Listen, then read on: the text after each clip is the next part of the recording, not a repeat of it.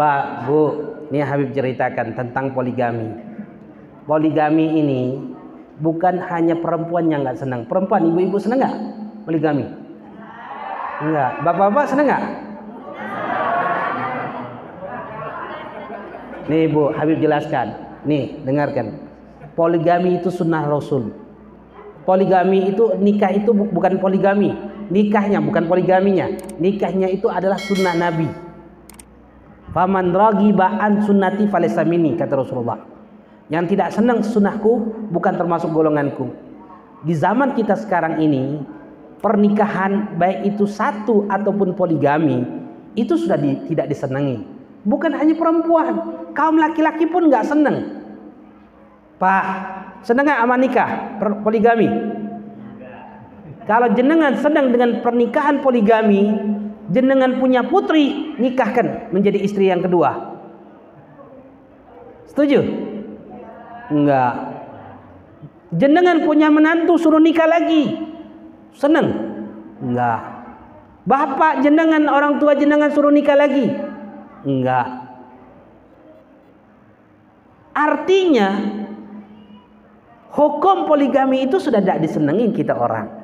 Bukan hanya perempuan saja, kaum laki-laki pun nggak senang dengan poligami. Tapi ingat, ketidaksenangan kita dengan hukum poligami itu adalah bagian daripada syariatnya Rasulullah, dan kita akan dibentakkan pertanggungjawaban di hadapan Allah. Paham? Silakan. Jenengan nggak senang dengan poligami, silakan. Tapi yang jelas, jenengan akan dimintakan pertanggungjawaban di hadapan Allah nantinya. Jadi bukan poligami itu, bapak-bapak, oh senang nggak poligami? Senang kalau sebagai pelakunya, tapi bukan hukumnya. Kalau hukumnya, kebanyakan bapak-bapak laki-laki tidak senang. Dia tuh senang kalau sebagai pelaku. Oh, senang Habib poligami. Ya kalau sebagai dia pelakunya. Tapi kalau hukum poligami dia nggak senang. Kalau dia senang dengan poligami, dia punya putri, nikahkan sebagai istri kedua, istri ketiga, istri keempat. Seperti itu. Dia punya menantu, suruh nikah lagi. Dia punya ipar, suruh nikah lagi. Dia punya bapak, suruh nikah lagi. Ini enggak. Dia nggak senang kalau menantunya menikah lagi. Dia nggak senang kalau istrinya dijadikan nomor 2, nomor 3, istri keempat. Dia nggak senang. Dia nggak senang kalau bapaknya nikah lagi. Dia nggak senang kalau iparnya nikah lagi. Nggak senang. Ketidaksenangan dia dengan poligami tersebut yang merupakan bagian daripada syariat Nabi. Ingat, ketidaksenangan kita itu akan dimintakan pertanggungjawaban di hadapan Allah nantinya. Ingat itu Pak, Bu. Jadi Bu, yang tidak senang dengan poligami itu bukan jenengan saja. Laki-laki pun tidak senang dengan hukum poligami itu. Hukumnya. Dan ingat, ketidaksenangan jenengan dengan poligami, bapak dan kesenangan jenengan dengan hukum poligami akan dimintakan pertanggungjawaban di hadapan Allah. Itu saja. Apa? Adil dalam masalah apa? Nah, ibu bilang nanya, Habib, kan untuk poligami kan ada syaratnya, adil. Adil di dalam masalah apa? Adil di dalam masalah mabit, tempat tinggal, nginep. Kalau istrinya 4, ini katakan istrinya 4 nih, ini katakan hari pertama, kedua, dan ketiga, dan keempat itu pindah-pindah harus. Hari pertama di rumah A, hari kedua di rumah B, hari ketiga di rumah C, hari keempat di rumah D. Balik lagi, kalau dia tidak nginep di salah satunya, maka dia tidak boleh nginep di tempat yang lain. Itu adil di dalam tempat mabit, tempat tinggal. Adil di dalam masalah nafkah. Adil ini adalah meletakkan suatu pada tempatnya. Istri pertama, istrinya anaknya 4. Istri kedua belum punya anak, mau ngasih duit sama, belanja. Hah? Adil itu yang bagaimana? Ngasih duitnya sama? Enggak, adil itu meletakkan suatu pada tempatnya. Itu adil. Kalau masalah mahabbah, masalah cinta, itu tidak ada hak untuk adil. Kenapa? Karena cinta itu milik Allah.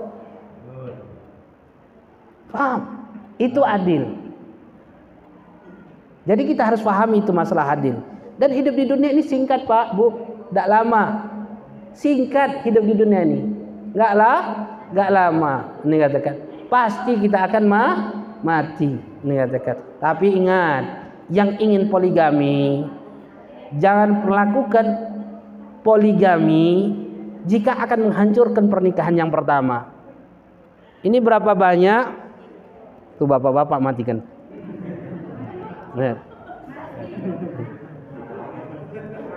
Nggak ada. Tuh kan, bapak-bapaknya kan, sengaja babnya beginian tuh, nggak menguntungkan, nggak menguntungkan bagi mereka orang.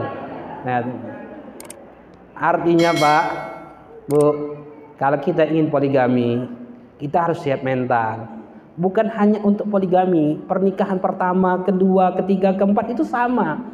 Pernikahan kedua sama seperti kita melakukan pernikahan pertama. Harus ada persiapan.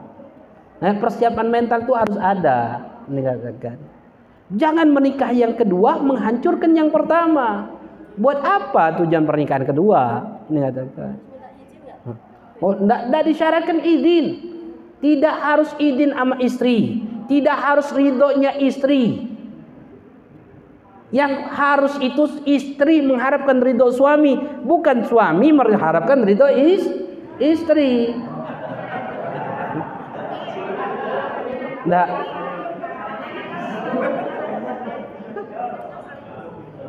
Hah?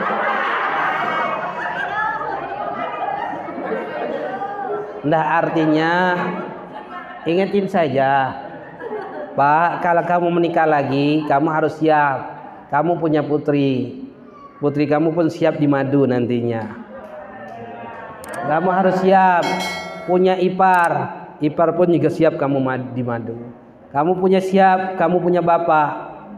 Siap juga ibumu di madu. Itu saja. Dikatakan.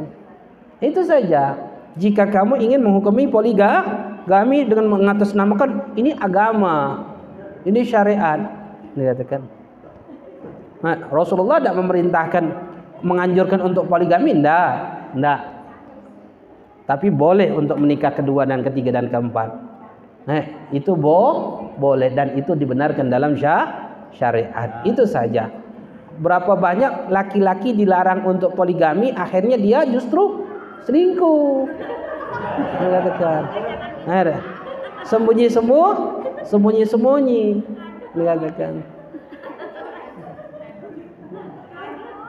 Yang jelas kebanyakan perempuan dan laki-laki tidak menyukai yang namanya hukum poligami. Dia tuh kalau laki-laki yang senang dengan poligami itu, dia tuh senang kalau dia sebagai pelakunya saja. Itu dia baru senang. Tapi kalau dengan hukum poligami dia nggak senang. Sulit dia bagi laki-laki itu senang dengan poligami. Kalau dia benar-benar senang dengan poligami, itu menantunya suruh nikah lagi. Biar anaknya dimadu. Atau dia punya putri, suruh nikah menjadi istri yang kedua dan ketiga dan keempat. Senang nggak dia? Pak, senang nggak? Setuju nggak? Nggak. Kenapa senang nggak setuju? Padahal itu syariat. Paham? Wallahu a'lam bisa.